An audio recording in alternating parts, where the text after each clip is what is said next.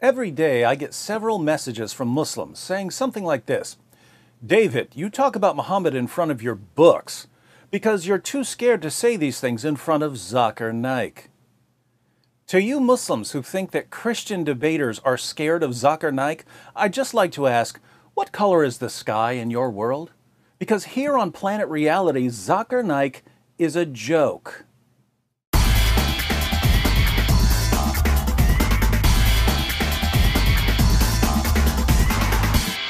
Zakir Naik is a joke, and I'm not saying that because I disagree with him.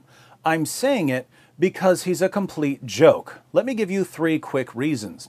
First, Zakir Naik portrays himself as a champion debater, but he's never faced one actual Christian debater in his entire career. Compare Naik with someone like Shabir Ali. Shabir Ali has debated William Lane Craig multiple times. He's debated James White multiple times. He's debated Jay Smith multiple times. He's debated Mike Licona multiple times. He's debated Tony Costa multiple times. He's debated me multiple times. He's debated Sam Shamoun and Samuel Green and Jonathan McClatchy and Nabil Qureshi. Shabir Ali obviously isn't scared to face experienced Christian debaters. Look up Zakir Naik's debates and you'll find that he's debated a handful of people you've never heard of. The only person Zakir Naik has ever debated that I've even heard of was William Campbell. And William Campbell wasn't a debater, he was a writer. Naik knew he wasn't a debater. That's why he agreed to debate him.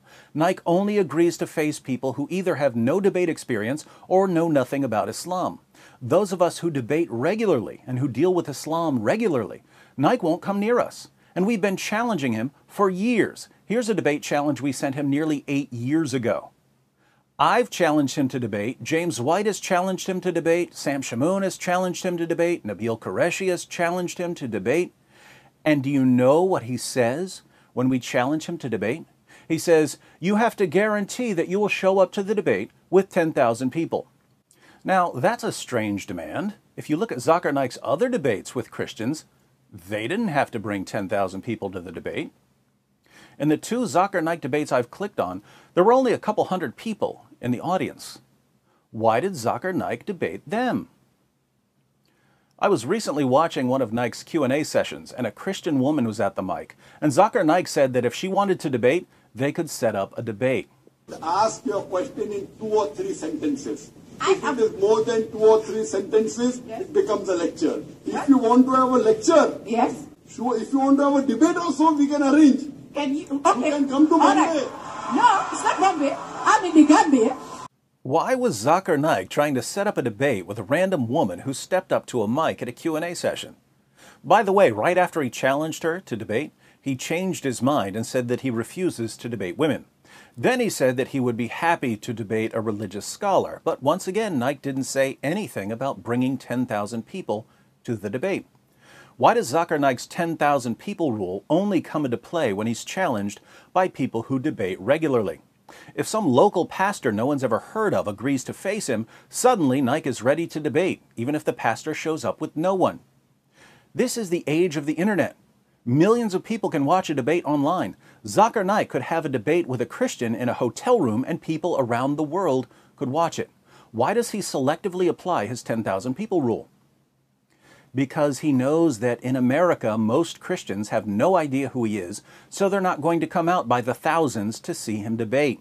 He knows that Christian debaters aren't going to rent the Superdome to face him because we think he's a joke. So he made up a rule that he only applies to avoid actual debaters. Why? Because he's a complete, utter, total coward, and he knows that his arguments would be destroyed by any experienced Christian debater. And what do Muslims say when we point this out to them? Oh, Zakir Naik refuses to face you debaters because you're beneath him. Wait, all of the actual debaters are beneath him, but the people he's debated, most of whom no one's ever heard of, they were important enough for him to face? How would we know who's beneath Zakir Naik if he's never once stood on stage with an experienced debater? How would we know? Naik is like a guy who walks outside his house, punches someone in the face, and declares that he's the heavyweight boxing champion of the world without ever facing any actual boxers. It's pathetic. What's even more pathetic is that Naik's followers are so gullible they think he's a serious debater. There are serious debaters in the world. Naik isn't one of them. Second, Zakir Naik's ministry pays people to convert to Islam. The Hindustan Times reports The special branch of the Mumbai police claims that controversial Islamic preacher Zakir Naik and his non-profit Islamic Research Foundation have illegally converted around 800 people to Islam by paying them using funds received from abroad. The allegation, if proved, could spell more trouble for Naik, who is being investigated for his fiery speeches and alleged extremist links. Mumbai police found that Naik's organization paid converts 50,000 rupees, some of which came from Saudi Arabia. Members of the organization would then radicalize converts and convince them to join ISIS. For you Muslims who are thinking to yourself, no, Zakir Naik would never do such a thing, you should probably study the Quran and the life of your prophet, because Muhammad himself paid people to convert to Islam. And one of the reasons you pay zakat is to pay people to convert to Islam. Surah 9, verse 60 of the Quran lists the various uses of zakat. One of the uses is to attract the hearts of those who have been inclined towards Islam. What does it mean to use zakat funds to attract people's hearts? Muhammad shows us exactly what it means. In Sahih Muslim, number 6022, Muslims win the Battle of Hunain. And we read, "On that day the Messenger of Allah gave Safwan bin Umayyah 100 sheep, then another 100, then another 100. Ibn Shahab said, Sa'id bin al-Musayyab told me that Safwan said, by Allah, the Messenger of Allah gave me what he gave me, and he was the most hated of people to me. But he kept giving to me until he became the most beloved of people to me." This guy hated Muhammad, but Muhammad kept giving him sheep by the hundreds until Muhammad was his favorite person in the world. In Sahih al-Bukhari 3344, Muhammad divides a piece of gold among 4 chiefs of a different tribe. We read, "So the Quraysh and the Ansar became angry and said, he, i.e. the Prophet, gives to the chiefs of Najd and does not give to us. The Prophet said, I give to them so as to attract their hearts to Islam." He was giving them gold to attract their hearts to Islam. Nearly 14 centuries later, Zakir Naik is doing the same thing. Muslims should be proud of Naik for imitating his prophet by bribing people to convert when his arguments fail miserably. Third, a few years ago, when I was watching some of Zakir Naik's talks to get some video clips for some shows, I was impressed that so many Muslims showed up to hear him speak when the talks were in English. I know a few Christians from one of the areas he was speaking in, and I said to them, it's cool that wherever Zakir Naik goes, there are so many Muslims there who speak English. They said, oh, lots of the Muslims who show up don't speak English. I said, why do they show up? Just to be close to Naik? They said, no, the Muslim leaders bring them in to cheer. They tell the Muslims who don't speak English to cheer loudly whenever they hear other Muslims cheering.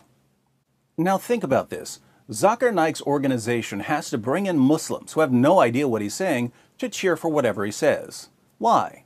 Because they understand that many Muslims, and even some non-Muslims, don't know enough about what he's saying to know if his arguments are good or bad. But if enough people are cheering for what he says, gullible audience members will assume that he must be right. So Naik's organization loads the audience with people who cheer for him no matter what he says, because the cheering has a psychological impact on gullible audience members.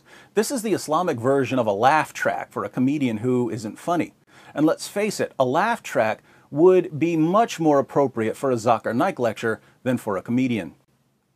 Putting all of this together, many Muslims regard Zakir Naik as their best debater and top apologist. Who is Zakir Naik? He's someone who pretends to be a champion debater even though he's a complete coward who instantly backs down from every single experienced Christian debater who challenges him. He's someone who pays people to convert to Islam just as his prophet paid people to convert to Islam. And he has to bring in cheerleaders to tell his fans when to cheer even though they have no clue what he's saying, all so he can trick ignorant, naive, easily manipulated audience members into thinking that he's presented a serious case for Islam. Zakir Naik is a joke. He's always been a joke. He'll always be a joke. If this is, as many Muslims claim, the best apologist Islam has to offer out of 1.6 billion Muslims in the world, what does this tell us about Islam? Of course, there's much more we could say about Zakir Naik. If you'd like to know more about why he backs down from debaters, click on this video by Nabil Qureshi, where Nabil examines just 5 minutes of a Zakir Naik lecture and finds 25 mistakes. You heard me correctly. Over a 5-minute period, Zakir Naik averages 1 mistake every 12 seconds. Fortunately for Naik, he's speaking to people who don't know any better and who don't bother to question or challenge him. But they keep cheering anyway, along with all the Muslims who don't even know what he's saying. Welcome to Islam, the only religion that would want someone like Zakir Naik as its champion.